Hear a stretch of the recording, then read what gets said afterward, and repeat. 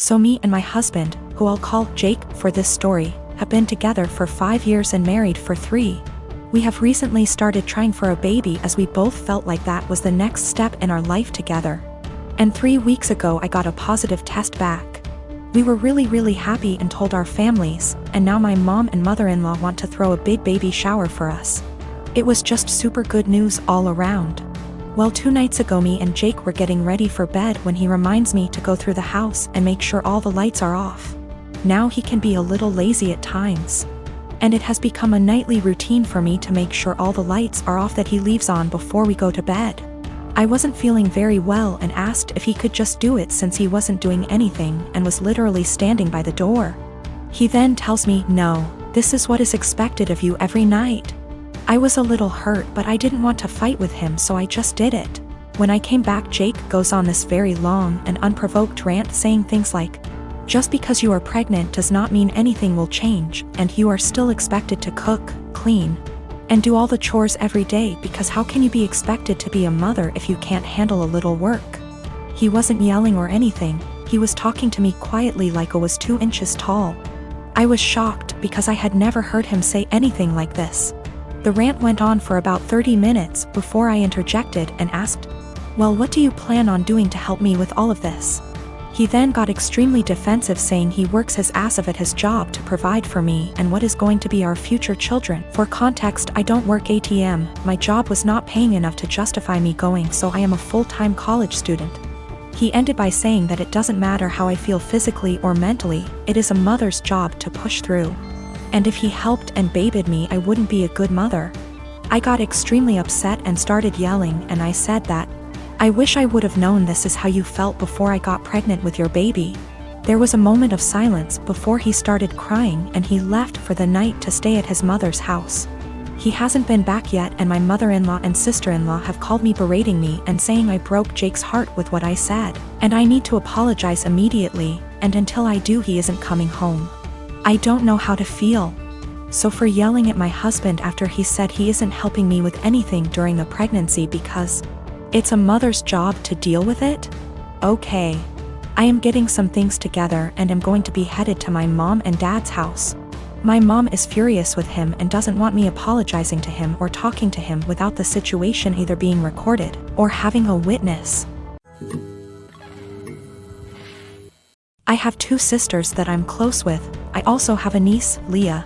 Leah is 16, and after my ex-wife decided to split up and divorce due to infertility problems that lasted for 5 years, I started a college fund for Leah to help her go to her chosen college. That was in 2019. Now I visit my mother's home, where my sister and Leah are living, every week to spend the weekend together. This past weekend I was asleep upstairs while my mother, my sister and Leah were in the kitchen. I came downstairs to grab a glass of water and heard my sister talking about my ex-wife expecting a baby with her new husband. This struck a nerve and I kind of froze from shock. I then heard Leah react to the news repeatedly saying, "I told you so, I told you so." Then explained she's always thought that I was the one with a problem for not being able to have a baby with my ex, but that I was too afraid to admit due to fragile masculinity. I could not believe what she said, but what made it worse is her following statement about how my ex was smart to get a divorce before it was too late. I went upstairs and into the room and shut the door and stayed there for hours. Mom and sister saw me about to leave and insisted to know what the problem was. I didn't want to argue, but I told them that I heard what Leah said about me. Leah stopped eating and got quiet. My sister tried to play dumb, but I told her I heard their entire conversation about my ex-wife and her pregnancy news. My sister tried to backpedal, saying Leah is just a kid who doesn't know much about this stuff and was just spouting nonsense. I told them I don't want to talk about it and they refused to let me leave, but I left eventually. I later sent my sister a text telling her about how hurt and devastated I was because of what Leah said, and told her I will no longer be responsible for funding her education. My sister kept trying to call, then texted saying Leah didn't mean what she said and offered to make her apologize, but I didn't feel comfortable being in the same room with someone who blamed me for something that was out of my control and something that literally turned my life upside down.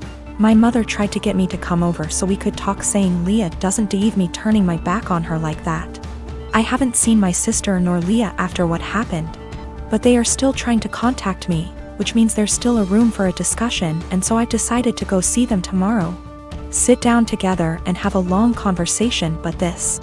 I admit that I was mad when I told my sister about the college fund cancellation.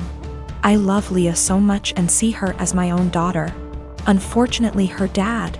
My brother-in-law is deceased, and so I understand losing a parent at a young age and relate to the kind of hurt she carries inside. Lost my father in an accident when I was 11, and I think that sitting down and talking things out is the best option before I make any decision.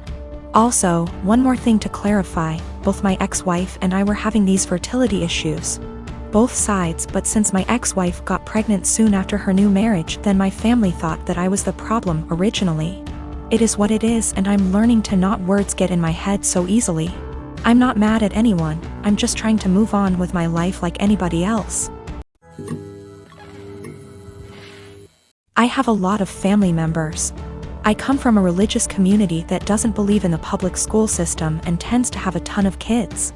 I have an older sister, Julia, a stepbrother, Ron, a stepsister, Molly, a half-brother, Joe, and a half-sister, Lucy. Growing up, all of us were homeschooled.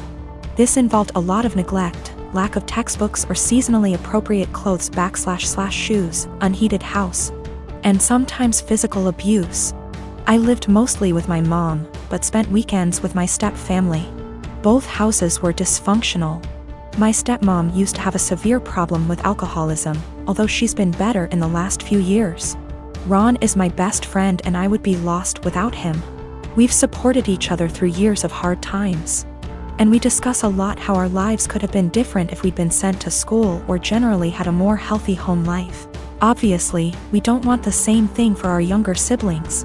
And don't want to see them struggling in minimum wage jobs while trying to study for a GED the way we're doing. When I went to visit him recently, I found that my stepmom had gone out of the country for an entire week and left the youngest two at the house. Ron and Molly both work. Molly hasn't been doing any homeschooling for about 2 years and are out of the house for most of the day and night. I tried to help Lucy with her math homework, but she was extremely behind grade level and kept getting distracted because she had to make lunch or do chores.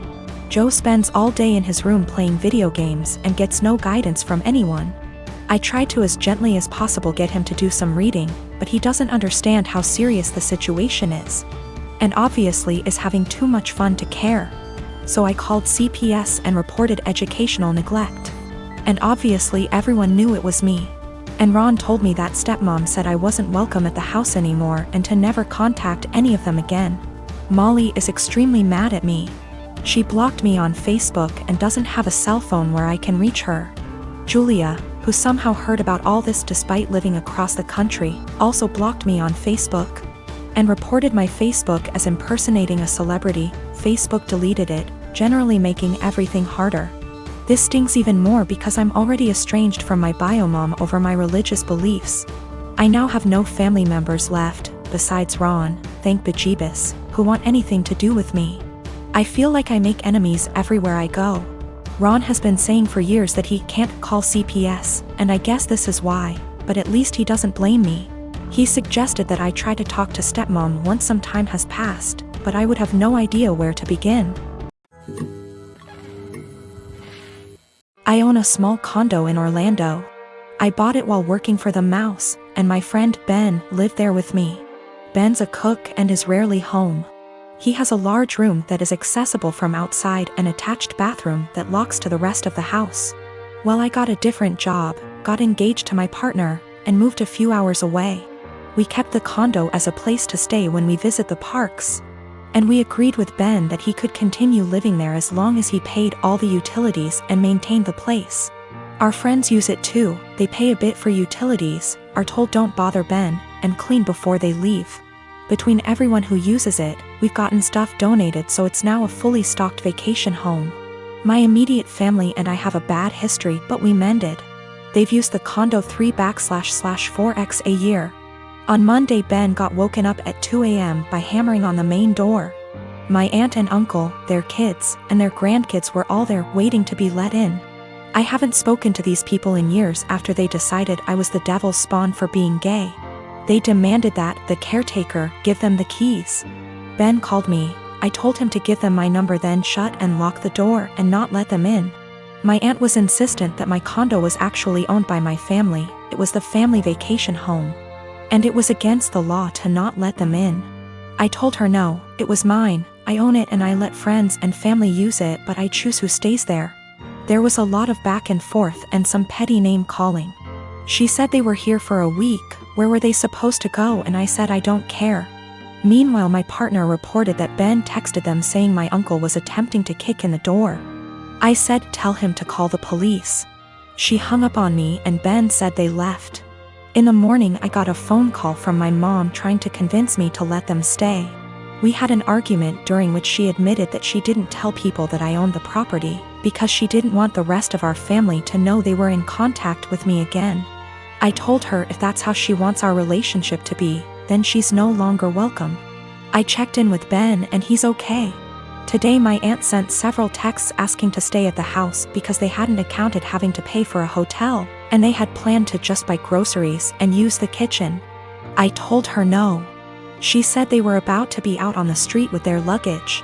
She called me cruel and heartless and that I was ruining Disney for the kids. That made me hesitate, probably because I worked for the mouse. I know that particular family line has very little money.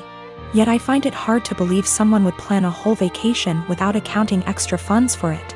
But the kids are really young.